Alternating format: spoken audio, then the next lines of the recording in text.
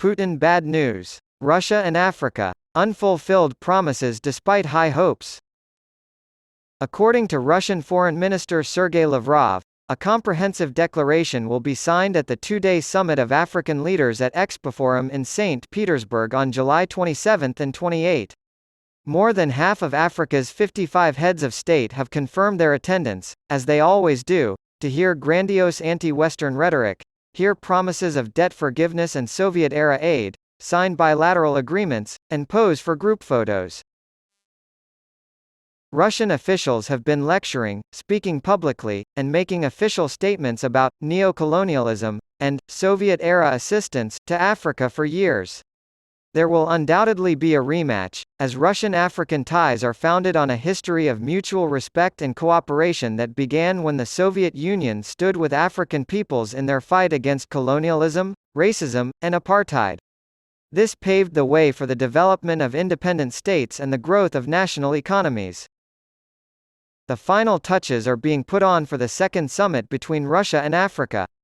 There will be high-level representation from more than half of the participating countries.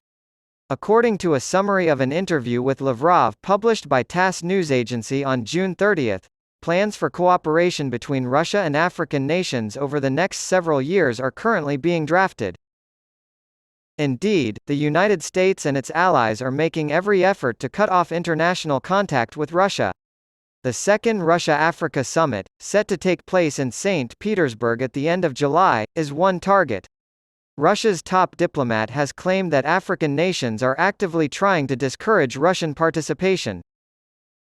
Lavrov made a series of quick trips, better described as working visits, to several African countries during the height of the Russia-Ukraine crisis, assuring them of Russia's investment support and commitment to transforming their economy. Concerning the upcoming meeting in late July, he claimed that a serious package of documents that will contain almost all significant agreements are currently being drafted. Moscow's great power ambitions were on full display at the first symbolic summit in the Black Sea city of Sochi, which was attended by heads of state from 43 African countries. At the end of it, Russia and Africa adopted a joint declaration, an all-encompassing document outlining the primary goals and necessary tasks to confidently take the entire relations to a new qualitative level. According to publicly available sources, there has been significant enthusiasm for strengthening ties between Africa and Russia. Priority areas of economic cooperation were outlined, in which tangible results could be achieved in the coming years. At the Russia-Africa Summit and Economic Forum, 92 different contracts, agreements, and memoranda of understanding were signed. Over $12.5 billion in unfulfilled contracts as of the end of the fourth year.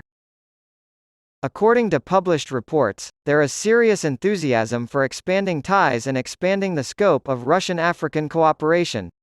Key areas of economic cooperation were identified where tangible results are possible in the near future. The complete proclamation comprises: abide by UN Charter and international law, the drive toward safety and stability that has been facilitated by the development of more equitable global relations, an international system that upholds the values of multilateralism, respect for national sovereignty, and non-interference in domestic affairs, peacekeeping, civilizational preservation, cultural diversity, and national identity preservation. Because this fulfills the hopes and dreams of African countries and the friendly Russian Federation, the Russian and African sides will continue to coordinate their efforts to monitor the implementation of the documents adopted at the summit.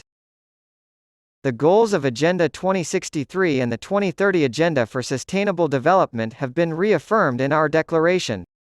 We have authorized a ministerial mechanism for fostering communication and cooperation. Egyptian President Abdel Fattah el-Sisi, who also co-chaired the first Russia-Africa Summit, expressed his gratitude for the summit's efforts and said they had laid a firm foundation for the future growth of relations between Russia and Africa. Russian Academy of Sciences professors Irina O. Abramova and Leonid L. Fitouni reminded authorities, caught between ideals and realities, of their policy goals in Africa in a report published last year. and that top Russian officials need to alter their policy toward the continent. Since many African nations view Russia as a trustworthy economic partner, it's important for Russian businesses to network with their African counterparts. Especially in light of the Sochi meeting's description as very symbolic, they recommended that Russia back its initiatives in this area with concrete actions rather than just words. Russia's invasions of Crimea, 2014, and Ukraine, 2022, have not earned it much respect among African nations. Diplomacy has been advocated by many nations as a means to end the fighting. Later in June, however, Russian Foreign Minister Sergei Lavrov said, Russia can't give up goals of special military operation in Ukraine. Lavrov stated on Channel 1, it's impossible to give them up, the goals that have been set, adding that Russia cannot change its approaches to the conduct of the special operation as long as the West is deliberately creating threats to Russia's security. Cyril Ramaphosa of South Africa led a delegation to St. Petersburg in an attempt to mediate a peace agreement. The African delegation negotiated for access to grains and wheat as a strategic step toward ensuring food security on the continent. This was one of the 10 points, which also included a diplomatic solution and an order to Russian President Vladimir Putin to end the war immediately. Cyril Ramaphosa made a speech at the Global Financing Pact Summit in Paris, where he argued that Africa should not be considered as beggars, but rather as equals. In early March, at the Interparliamentary Conference Russia-Africa, Vladimir Putin told African parliamentarians that Russia was prepared to make no-cost deliveries of grains and wheat to African countries, which was met with long, deafening applause. George Nyongesa, senior associate at the Africa Policy Institute in Nairobi, Kenya, and tutorial fellow and PhD candidate at University of Nairobi, recently made the observation that Russia's ineffective policy strategies and challenges in implementing its policy goals are noticeable in many African countries. The majority of the continent is currently focused on democratization and economic emancipation, whereas in the past anti-Western rhetoric worked like easy magic in building alignment. Russia's current interest in Africa is negligible from a geopolitical perspective. In addition, trade between Russia and Africa totaled $14 billion, or roughly 2% of the continent's overall trade, compared to Africa's large trading partners like Europe and the United States. It's important at this juncture to take a close look at the effects of geopolitical shifts on African countries and how they're affecting the continent's progress and unity. The expected progress will not be guaranteed or facilitated by adopting anti-Western slogans. African leaders, on the other hand, need to use their judgment and work with credible outside actors to advance the continent's over 1.3 billion people. New economic and geopolitical realities, as well as obstacles, remain despite the wave of new relations between Africa and Russia. In the short term, at least, it is crucial to manage Africa's expectations of Russia by acknowledging these new realities. Remember that African leaders must follow through on election promises, and that the African Union Agenda 2063 serves as the continent's guiding document.